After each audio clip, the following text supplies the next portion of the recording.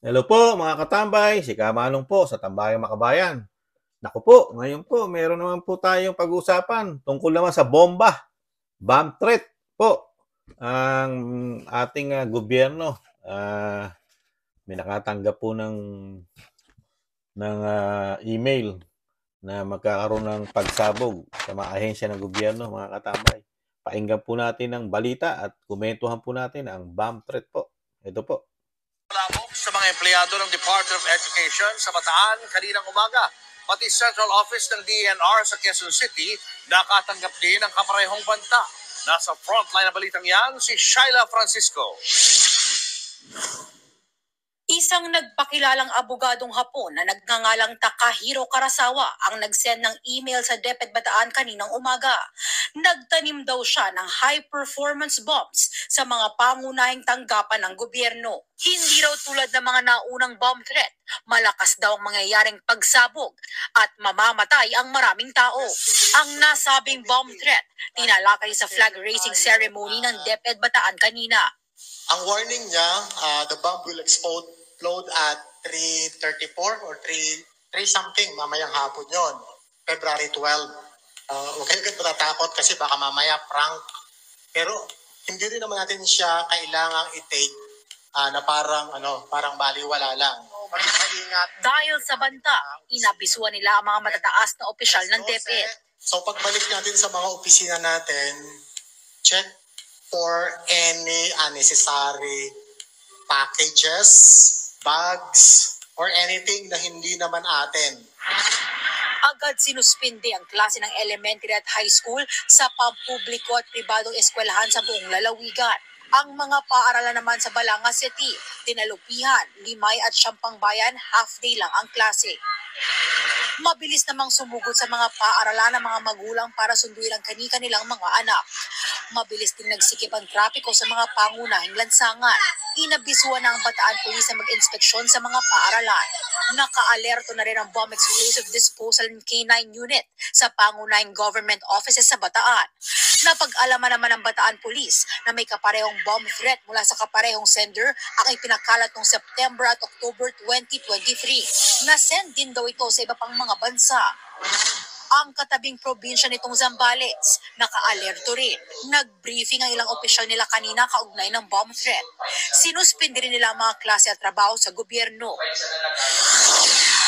Binulabog din ang bomb threat email mula sa kaparehong tao ang opisina ng Department of Environment and Natural Resources sa Quezon City kaninang umaga. Agad namang pinauwi ang mga empleyado. Ininspeksyon ng Central Office at wala namang nakitang anumang bomba o improvised explosive device.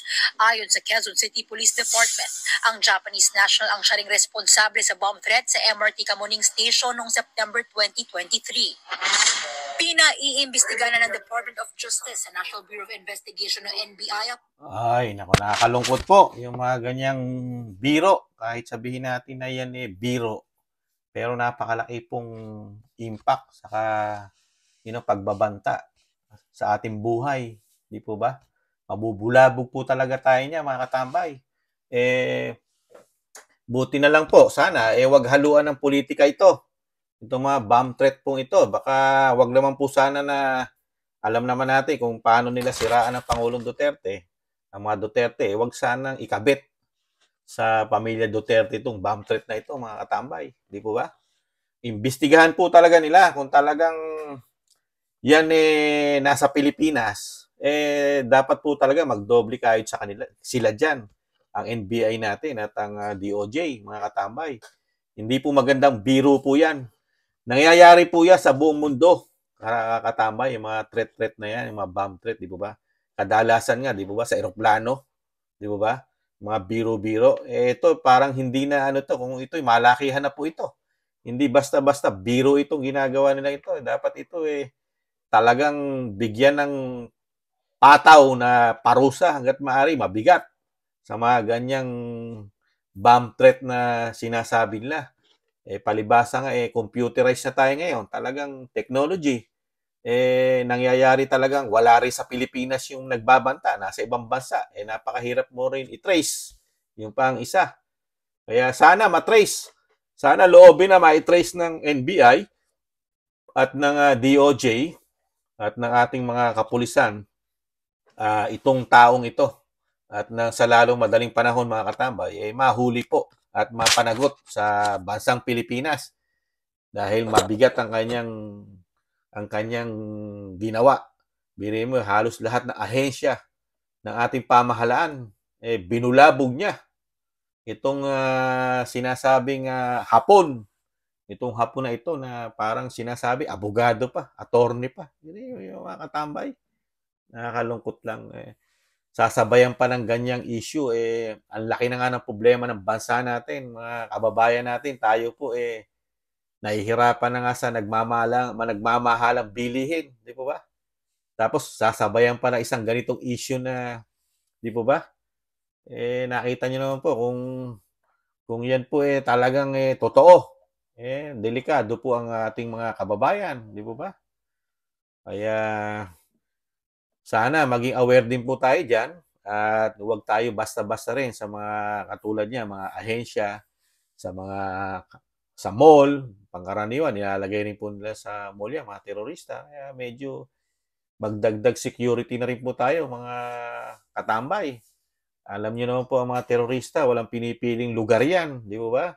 Kahit sa mga pampubliko na sasakyan, talagang nagse-set up po sila, di po ba? Sa mga parke, sa park, di po ba? Yan, katulad yan, mga eskwelahan, di ba? Simbahan, kahit simbahan, wala silang pinipili. Sana ito, ano lang, talagang, wala lang magawang mabuti sa kapwa nito, itong sinasabing Hapon na ito.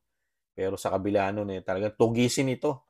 At kung saan man lugar ito, bansa, kailangan pagtulong-tulungan ng mga bansa itong tao na ito sa lalong madaling panahon. Mapanagot, di po ba?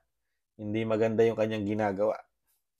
Nakakalungkot. Sana wag pamarisan, mga katambay. Wag po sanang pamarisan ito, yung mga ganitong klase ng tao na ang ugali, makaperwisyo ng kapwa, di ba? Saka kung ito sana mahuli agad, mga katambay, nakakaano lang, mga ganyan. Nakakalungkot lang yan. Nakita niyo naman po pagka bomba, medyo ano na tayo dyan, mga kababayan, di ba? Nakita niyo sa Marawi noong nakaraan, di ba? Mismo sa isang church, nagpasabog doon, di ba? Maraming nasugatan, namatay.